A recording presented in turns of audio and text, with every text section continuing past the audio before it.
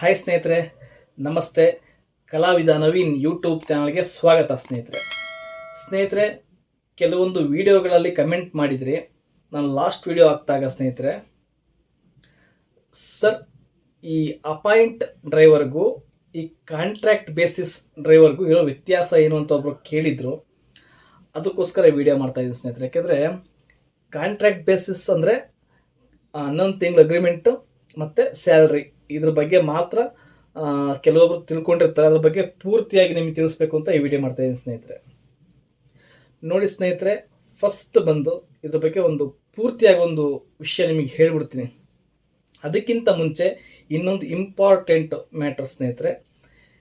ಈ ಬರೋ ಏಪ್ರಿಲ್ ಅಂದರೆ ನೆಕ್ಸ್ಟ್ ಮಂತು ಏಪ್ರಿಲ್ ತಿಂಗಳಲ್ಲಿ 2020ರಲ್ಲಿ ಯಾರ್ಯಾರು ಬರೀ ಡ್ರೈವರ್ಗೆ, ಈಗ ಆಲ್ರೆಡಿ ಡಿಕಮ್ಸಿ ವೆರಿಫಿಕೇಷನ್ ಆಗಿ ಟ್ರ್ಯಾಕ್ ಟೆಸ್ಟ್ ಕೊಡ್ತಾ ಇದ್ದಾರೆ ಸ್ನೇಹಿತರೆ, ಅದು ಬೇರೆ.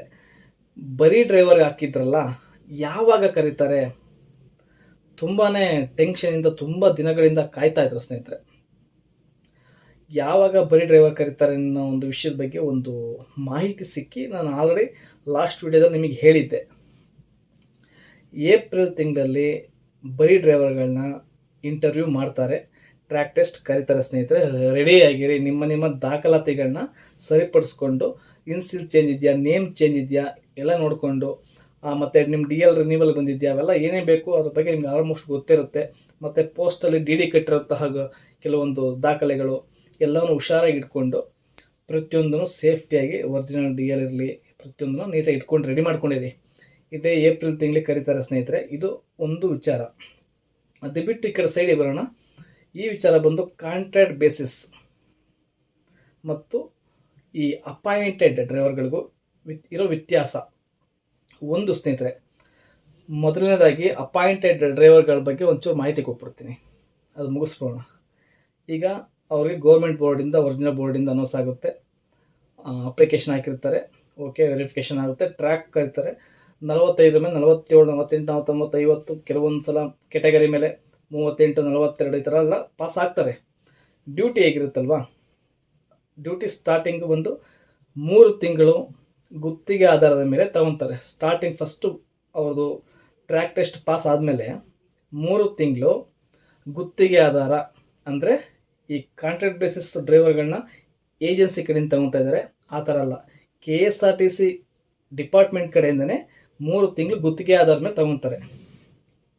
ಅವರು ನಿಯೋಜಿಸ್ತಾರೆ ಎಲ್ಲೋ ಒಂದು ಕಡೆ, ರಾಮನಗರ ಇರ್ಬೋದು, ಮಂಗಳೂರು, ಪುತ್ತೂರು ಈ ಕಡೆ 3 ತಿಂಗಳು ಕೊಡ್ತಾರೆ. ಅದನ್ನು ನೀವು ಮಾಡಲೇಬೇಕು ಅಂತ ಏನಿಲ್ಲ ಸ್ನೇಹಿತರೆ. ಅವ್ರು ಕರೀತಾರೆ ನಿಮ್ಮನ್ನು, ದಿನಗೂಲಿ ಕೊಡ್ತೀವಿ, ಡೈಲಿ 1,000 ಕೊಡ್ತೀವಿ, ಆ ಥರ ತಿಂಗಳಿಗೆ 30,000 ಇರುತ್ತೆ, ಎಲ್ಲ ಕಟ್ಟಾಗಿ ಒಂದು 25 ಸಿಗುತ್ತೆ. 3 ತಿಂಗಳು ತಾತ್ಕಾಲಿಕ ಬಂದು ಡ್ಯೂಟಿ ಮಾಡಿ ಅಂತ. ಅದು ನಿಮ್ಮ ಇಚ್ಛೆ. ಹೋದರೆ ಹೋಗ್ಬೋದು, ಬಿಟ್ಟರೆ ಬಿಡ್ಬೋದು ಸ್ನೇಹಿತರೆ. ಹೋದರೂ ಕೂಡ ಮಾಮೂಲಿ ಗುತ್ತಿಗೆ ಆಧಾರದ ಥರ, ಅದೇನು ಅಪಾಯಿಂಟೆಡ್ ಅಲ್ಲ. ಆ 3 ತಿಂಗಳ ನಿಮ್ಮದು ಹೆಚ್ಚು ಕಮ್ಮಿ ಆದರೆ ಮತ್ತೆ ಅದು ಹೋಗಿಬಿಡ್ತೀರ ಮನೆಗೆ ಸ್ನೇಹಿತರೆ. ಅದಾದಮೇಲೆ ಓಕೆ, ಪರ್ಮನೆಂಟಾಗಿ ನಿಮ್ಗೆ ಆರ್ಡ್ರ್ ಬರುತ್ತೆ, ಡ್ಯೂಟಿ ಆರ್ಡ್ರ್ ಬರುತ್ತೆ, ಓಕೆ, ತೊಗೊಂಡು ಹೋಗ್ತೀರಾ, ಯಾವ ಡಿಪೋ ಅಲಾಟ್ ಮಾಡ್ಕೊತೀರ, ಡ್ಯೂಟಿ ಮಾಡ್ತೀರಾ. ಸ್ಟಾರ್ಟಿಂಗ್ ಬೇಸಿಸ್ ಬಂದು 25,000 ಸ್ಯಾಲ್ರಿ ಇರುತ್ತೆ, ಎಲ್ಲ ಕಟ್ಟಾಗಿ ಒಂದು 22, 20 ಸಿಗ್ತಾ ಇರುತ್ತೆ. 1 ವರ್ಷ ಅಪಾಯಿಂಟ್ ಆಗಲ್ಲ, 1 ವರ್ಷದವರೆಗೂ. 1 ವರ್ಷ ಆದಮೇಲೆ ನೀವು ಅಪಾಯಿಂಟ್ ಆಗ್ತೀರಾ, ಅಂದರೆ ಪರ್ಮನೆಂಟ್ ಆಗುತ್ತೆ ನಿಮ್ಮದು. ಅಲ್ಲಿಂದ ಮುಂದಕ್ಕೆ ನಿಮ್ಮ ಜರ್ನಿ ಒಳ್ಳೆ ಫ್ಯೂಚರ್ ಸ್ಟಾರ್ಟ್ ಆಗ್ತಾ ಹೋಗುತ್ತೆ. ಒಳ್ಳೊಳ್ಳೆ ಸ್ಯಾಲ್ರಿ ಇನ್ಕ್ರೀಸ್ ಆಗುತ್ತೆ, ಒಳ್ಳೊಳ್ಳೆ OTಗಳು, ಒಳ್ಳೊಳ್ಳೆ ಸೀನಿಯಾರಿಟಿಗೆ ಹೋಗ್ತಾ ಹೋಗ್ತಾ. ಇದಿಷ್ಟು KSRTC ಅಪಾಯಿಂಟೆಡ್ ಸ್ನೇಹಿತರಿದ್ದು. ಅಂದರೆ ಸ್ಯಾಲ್ರಿ ಜಾಸ್ತಿ ಆಗ್ತಾ ಹೋಗುತ್ತೆ, ಒಳ್ಳೊಳ್ಳೆ OTಗಳಿರುತ್ತೆ. ಅಂದರೆ ನಿಮ್ಮನ್ನು ಡ್ಯೂಟಿನ ತೆಗೋಕ್ಕಾಗಲ್ಲ. ಏನೇ ಒಂದು ಹೆಚ್ಚು ಕಮ್ಮಿ ಆದರೂ ಕೂಡ ಸಸ್ಪೆಂಡ್ ಮಾಡ್ತಾರೆ, 3 ತಿಂಗಳು 6 ತಿಂಗಳು ಈ ಥರ. ಡ್ಯೂಟಿಯಿಂದ ಪರ್ಮನೆಂಟ್ ಆದಮೇಲೆ ನಿಮ್ಮನ್ನು ತೆಗಿಯಲ್ಲ ಅವರು, ಓಕೆನಾ. ಇದಿಷ್ಟು ಅವ್ರದ್ದು. ಆಮೇಲೆ ಈ ಕಾಂಟ್ರಾಕ್ಟ್ ಬೇಸಿಸ್ ಇದೆಯಲ್ಲ, ಇದು ಹೆಂಗೆ ಅಂದರೆ ಏಜೆನ್ಸಿ ಕಡೆಯಿಂದ ಕೆಲವೊಂದು ಏಜೆನ್ಸಿ ಇರ್ತವೆ. ವಿಸ್ಡಮ್ ಏಜೆನ್ಸಿ ಇರ್ಬೋದು, ಪೂಜಾ ಏಜೆನ್ಸಿ ಇರ್ಬೋದು, ಈ ಥರ ಕೆಲವೊಂದು ನೇಮ್ಗಳು ಕರೀತಾರೆ ನಿಮ್ಮನ್ನು. ಟ್ರ್ಯಾಕ್ ಟೆಸ್ಟ್ ಇರುತ್ತೆ. ಎಲ್ಲಿ ಈಗ ಒಂದು ಚಿಕ್ಕಮಂಗ್ಳೂರು ಡಿಪೋ ಅಂದ್ಕೊಳ್ಳಿ, ಈಗ ನಂದು ಚಿಕ್ಕಮಂಗ್ಳೂರು ಡಿಪೋ ಅಲ್ವಾ, ಚಿಕ್ಕಮಂಗ್ಳೂರು ಡಿವಿಷನ್ನು, ಹಾಸನ ಡಿವಿಷನ್ ಈ ಥರ ಇರುತ್ತೆ ಅಂದ್ಕೊಳ್ಳಿ. ಉದಾಹರಣೆಗೆ ಈಗ ನಂದು ಹಾಸನ ಡಿವಿಷನ್ನು ಡ್ರೈವರ್ ಬೇಕಾಗಿದ್ದಾರೆ, ತಾತ್ಕಾಲಿಕವಾಗಿ 11 ತಿಂಗಳ ಗುತ್ತಿಗೆ ಆಧಾರದ ಮೇಲೆ ಅಂತ ಏಜೆನ್ಸಿ ಕಡೆಯಿಂದ ಕರೀತಾರೆ. ಓಕೆ ನಾನು ಹೋಗ್ತೀನಪ್ಪ, ಏನೇನು ಕೇಳ್ತಾರೆ ದಾಖಲಾತಿಗಳು, ಒರಿಜಿನಲ್ ಡಿ ಎಲ್ನ ಕೇಳ್ತಾರೆ, ಬಟ್ ಅವ್ರು ಇಸ್ಕೊಳ್ಳಲ್ಲ. ನೋಡೋಕ್ಕೋಸ್ಕರ ಒರಿಜಿನಲ್ ದಾಖಲಾತಿ ಫಸ್ಟು ತೊಗೊಂಡೋಗ್ಬೇಕು. ಜೆರಾಕ್ಸ್ ವಿತ್ತು ಒರಿಜಿನಲ್ ಡಿ ಎಲ್ಲು, ಆಧಾರ್ ಕಾರ್ಡು, ನಿಮ್ಮ 10th ಮಾರ್ಕ್ಸ್ ಕಾರ್ಡು ಅಥವಾ ಒಂದು 7th ಮೇಲೆ ಮಾರ್ಕ್ಸ್ ಕಾರ್ಡು. ಅವ್ರು ಕೇಳೋದು ತಾತ್ಕಾಲಿಕ ಅಲ್ವಾ, ಏಜೆನ್ಸಿ ಕಡೆಯಿಂದ ಅಟ್ಲೀಸ್ಟ್ 7th ಪಾಸ್ ಆಗಿರ್ಬೇಕು ಸಾಕು. 7th ಪಾಸ್ ಆಗಿರೋದು ಮಾರ್ಕ್ಸ್ ಕಾರ್ಡು ಮತ್ತು ಒರಿಜಿನಲ್ ಡಿ ಎಲ್ಲು, ಆಧಾರ್ ಕಾರ್ಡು, ಪಾನ್ ಕಾರ್ಡು, ನಿಮ್ಮ ಪಾಸ್ಬುಕ್ ಜೆರಾಕ್ಸು, ಹಾಗೆಯೇ ವಾಸಸ್ಥಳ ದೃಢೀಕರಣ ಪತ್ರ ಅವಶ್ಯಕತೆ ಇದ್ದಲ್ಲಿ, ಈಗ ಕೊಡಲೇಬೇಕು ಅಂತಿಲ್ಲ ಅದು. ಮತ್ತು ಇದಿಷ್ಟನ್ನು ತಗೊಂಡು ಜೆರಾಕ್ಸ್ನ ಒಂದು ಸೆಟ್ ಅವ್ರಿಗೆ ಕೊಟ್ಟರೆ, ನಿಮ್ಮನ್ನ ಇಂಥ ದಿನ ಬನ್ನಿ ಅಂತ ಒಂದು ಡೇಟ್ ಕೊಟ್ಟಿರ್ತಾರೆ, ಆ ಡೇಟ್ಗೆ ಹೋಗ್ತೀರಾ. ಟ್ರ್ಯಾಕ್ ಕೊಡ್ತಾರೆ, ಎಸ್ ಎಲ್ಲು ಏನು ಸೇಮ್ ಅಪಾಯಿಂಟೆಡ್ಗೆ ಏನಿರುತ್ತೋ ಅದೇ ಥರ ಟ್ರ್ಯಾಕ್ ಸೇಮ್ ಇರುತ್ತೆ ಸ್ನೇಹಿತರೆ. ಆದರೆ ಅಲ್ಲಿ ಏನು ಗೊತ್ತಾ ಸ್ನೇಹಿತರೆ, ಪೋಲ್ ಇಟ್ಟಿರಲ್ಲ. ಈ ಕಾಂಟ್ರಾಕ್ಟ್ ಬೇಸಿಸ್ ಡ್ರೈವರ್ಗಳಿಗೆ ಪೋಲ್ ಇಡಲ್ಲ. ಈ ಡಿವೈಡರ್ ಇರುತ್ತಲ್ಲ ಮಾಮೂಲಿ, ಆ ಡಿವೈಡರ್ ಒಳಗೆ, ಆ ಟ್ರ್ಯಾಕ್ ಒಳಗಡೆ. ಬಟ್ ಏನಪ್ಪ ಅಂದರೆ ಏನಿಲ್ಲ, ಪೋಲ್ಗೂ ಇದಕ್ಕೂ ಟ್ರ್ಯಾಕು ಒಂದಡಿ ಫ್ರೀ ಇರುತ್ತೆ ಅಷ್ಟೇ, ಏನಿಲ್ಲ. ಪೋಲ್ ಇಟ್ಟಿರಲ್ಲ, ಅದರೊಳಗಡೆ ಹೊಡಿಬೇಕು ಟಚ್ ಆಗದವ್ರಿಗೆ.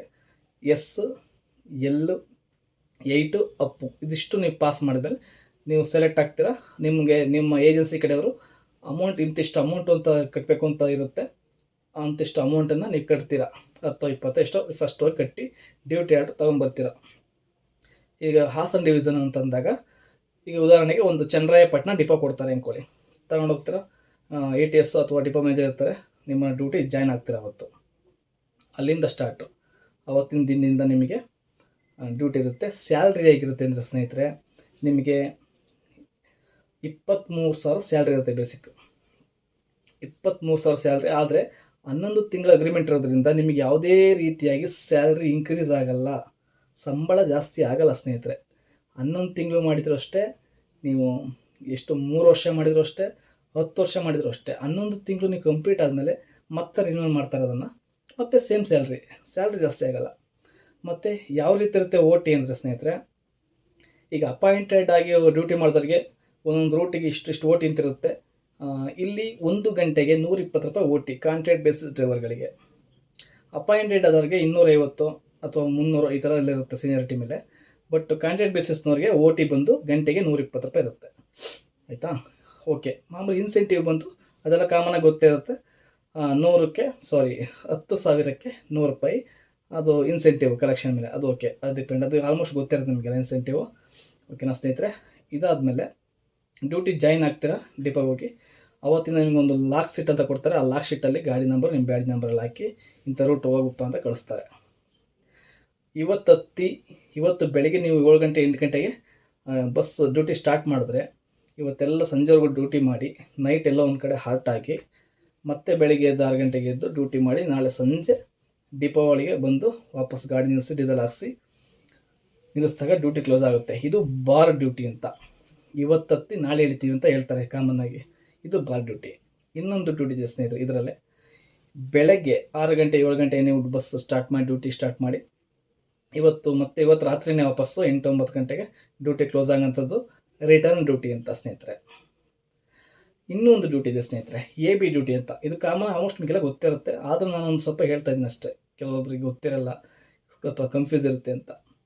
AB ಡ್ಯೂಟಿ ಇವತ್ತು ಬೆಳಿಗ್ಗೆ ಒಂದು ಮಧ್ಯಾಹ್ನ 12 ಗಂಟೆಗೆ ಹೋಗಿರ್ತೀರ, 11 ಗಂಟೆ 12 ಗಂಟೆಗೆ, ಮತ್ತು ನಾಳೆ ಮಧ್ಯಾಹ್ನ ಸೇಮ್ ಟೈಮ್ಗೆ ವಾಪಸ್ ಇಳಿತೀರ. ಇದು AB ಡ್ಯೂಟಿ ಅಂತ. ಮಧ್ಯಾಹ್ನ ಹತ್ತಿ ನಾಳೆ ಮಧ್ಯಾಹ್ನ ನಡೆಯೋದು. ಈ ಥರ ಡ್ಯೂಟಿ ಇರುತ್ತೆ ಸ್ನೇಹಿತರೆ. ನಿಮ್ಮ ಮಂತ್ಲಿ ಸ್ಯಾಲ್ರಿ ಬಂದು ನಾನು ನೋಡಿ ಮಟ್ಟಿಗೆ ಸ್ನೇಹಿತರೆ, ಯಾವುದೇ ಕಾರಣಕ್ಕೂ ನಿಮಗೆ 25,000 ಹೈಯೆಸ್ಟ್ ಸಿಗುತ್ತೆ, ಹೈಯೆಸ್ಟ್. OT ನೀವೆಲ್ಲ OT ಮಾಡಿ, OTಯಿಂದ ಹಿಡಿದು ಇನ್ಸೆಂಟಿವ್ ಬಂದು ನಿಮ್ಗೆ ಖರ್ಚಿಗೆ ಆಗುತ್ತೆ ಬಿಡಿ, ಊಟ ತಿಂಡಿಗೆ ಅದಕ್ಕೆ ಅಲ್ಲಿಗೆ ಓಕೆ.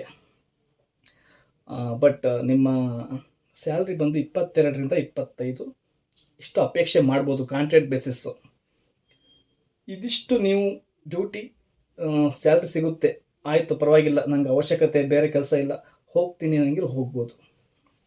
ನಿಮಗೆ ಬಿಟ್ಟು ಹೋಗಲೇಬೇಕು ಅಂತಲೂ ಇಲ್ಲ, ಇದು ನಿಮ್ಮಿದು. ಆಮೇಲೆ ಇನ್ನೊಂದು ಸ್ನೇಹಿತರೆ, ಕೆಲವೊಬ್ಬರು ಮಾತಾಡ್ತಾ ಇರ್ತಾರೆ, ಆಕ್ಸಿಡೆಂಟ್ ಆದರೆ ಎಲ್ಲ ಪೂರ್ತಿ ನಮ್ಮದೇ ಅಂತೆ, ಹೆಚ್ಚು ಕಮ್ಮಿ ಆದರೆ ಪೂರ್ತಿ ನಮ್ಮದೇ ಅಂತೆ, ನಾವು ಸ್ಯಾಲ್ರಿ ಕಟ್ ಮಾಡ್ತಾರಂತೆ. ಇನ್ನೊಂದು ಸ್ಯಾಲ್ರಿ ಕಟ್ ಆಗೋದ್ರ ಬಗ್ಗೆ, ರಜೆ ಬಗ್ಗೆ ಒಂದು ಸ್ನೇಹಿತರೆ. ರಜೆ ಯಾವ ಥರ ಅಂದರೆ ಸ್ನೇಹಿತರೆ, 6 ದಿನ ಡ್ಯೂಟಿ ಮಾಡಿ 7ನೇ ದಿನ 1 ದಿನ ರಜೆ ತೊಗೋಬೇಕು. ಅದು ಸ್ಯಾಲ್ರಿ ಕಟ್ ಆಗಲ್ಲ. ಓಕೆನಾ? ನೀವು 3 ದಿನ ಡ್ಯೂಟಿ ಮಾಡಿ ಕಾಂಟ್ರಾಕ್ಟ್ ಬೇಸಿಸಲ್ಲಿ ಇರ್ತಿರೋದು. 3 ದಿನ ಡ್ಯೂಟಿ ಮಾಡಿ 4ನೇ ದಿನ ರಜೆ ತೊಗೊಂಡ್ರೆ ಅದು ಸ್ಯಾಲ್ರಿ ಕಟ್ ಮಾಡ್ತಾರೆ. ಓಕೆನಾ? ಇದೊಂದು ನೆನ್ಪಿಟ್ಕೊಳ್ಳಿ. ಇದಾದಮೇಲೆ ಹೆಚ್ಚು ಕಮ್ಮಿ ಆದರೆ ಅಂತ ಬಂದಾಗ, ಹೆಚ್ಚು ಕಮ್ಮಿ ಆದರೆ ಇದು ಅಂತಲ್ಲ, ಅಪಾಯಿಂಟೆಡ್ ಡ್ರೈವರ್ಗೂ ಅಷ್ಟೇ. ಹೆಚ್ಚು ಕಮ್ಮಿ ಆದಾಗ ನೀವೇ ಇಂತಿಷ್ಟು ಅಂತ ದಂಡ ಕಟ್ಟಿ ಏನೋ ಒಂದು ಸೆಟಲ್ಮೆಂಟ್ ಮಾಡ್ಕೊಂಬರ್ಬೇಕು. ಆಯಿತಾ? ಏನಪ್ಪ ಒಂದು ವಿಶೇಷ ಅಂದರೆ ಅಪಾಯಿಂಟ್ ಆಗಿರುತ್ತಲ್ಲ ಗೌರ್ಮೆಂಟ್ ಕಡೆಯಿಂದ, ಅವ್ರನ್ನ ಡ್ಯೂಟಿಯಿಂದ ತೆಗಿಯಲ್ಲ, ಇಲ್ಲಿ ಡ್ಯೂಟಿಯಿಂದ ತೆಗಿತಾರೆ. ಜಾಸ್ತಿ ಆದರೆ ಕಾಂಟ್ರಾಕ್ಟ್ ಬೇಸಿಸಲ್ಲಿ, ಸಣ್ಣ ಪುಟ್ಟ ಆದರೆ ಓಕೆ, ಅದು ಸರಿಪಡಿಸ್ಕೊಂಡು ಬರ್ತೀರಾ. ದೊಡ್ಡವಾದಾಗ ಸಪೋರ್ಟ್ ಮಾಡಲ್ಲ, ಹೇಳ್ತಾರೆ ಸಪೋರ್ಟ್ ಮಾಡ್ತೀವಂತ, ಬಟ್ ಸ್ವಲ್ಪ ರಿಸ್ಕ್. ಹಾಗಾಗಿ ಸ್ನೇಹಿತರೆ ಅದನ್ನು ಮೈಂಡಿಂದ ತೆಗಿಬೇಕು. ಅಸ್ಟೆಂಟ್ ಆಗುತ್ತೆ, ಟಚ್ ಆಗ್ಬಿಡ್ತೀವಿ, ಮೈಂಡಿಂದ ತೆಗೆದು ಓಕೆ ನಾನು ಡ್ಯೂಟಿ ಮಾಡ್ತೀನಪ್ಪ. ಈಗ ನಾನು ಹೇಳಿದ್ನಲ್ಲ 22-23 ಸಾವಿರ ಸ್ಯಾಲ್ರಿ ಸಿಗುತ್ತೆ ಸ್ನೇಹಿತರೆ. ಅಷ್ಟು ಓಕೆ, ಪರವಾಗಿಲ್ಲ, ಆಯಿತು ಪರವಾಗಿಲ್ಲಪ್ಪ ಸದ್ಯಕ್ಕೆ ನನಗಿದ್ರೆ ಮಾತ್ರ, ನನಗೆ ಅವಶ್ಯಕತೆ ಇದ್ದರೆ ಇದೆ ಅನ್ನೋರು ಡ್ಯೂಟಿ ಹೋಗ್ಬೋದು. ಇಲ್ಲಾಂದರೆ ಸ್ನೇಹಿತರೆ ನೋಡಿ, ಅದು ನಿಮ್ಮ ಇಚ್ಛೆ. ಓಕೆನಾ? ಇಲ್ಲ ನೀವು ಒರಿಜಿನಲ್ ಬೋರ್ಡಿಂದ ಅನೌನ್ಸ್ ಆಗೋವರೆಗೂ ವೆಯ್ಟ್ ಮಾಡಿ ಅಪ್ಲಿಕೇಶನ್ ಹಾಕಿ ಹೊಸ್ದಾಗಿ ಕಾಲ್ ಮಾಡಿದಾಗ ಡ್ಯೂಟಿ ಮಾಡಿ ಟ್ರ್ಯಾಕ್ ಹೊಡೆದು ಪಾಸಾಗಿ. ಎಲ್ರಿಗೂ ಒಳ್ಳೆಯದಾಗಲಿ ಸ್ನೇಹಿತರೆ. ಇದಿಷ್ಟು ಕಾಂಟ್ರಾಕ್ಟ್ ಬೇಸಿಸ್ ಅಪಾಯಿಂಟೆಡ್ ಆಗೋವರೆಗೂ ಒಂದು ಮಾಹಿತಿ ಕೊಡ್ತಾಯಿದ್ದೀನಿ ಸ್ನೇಹಿತರೆ. Thank you.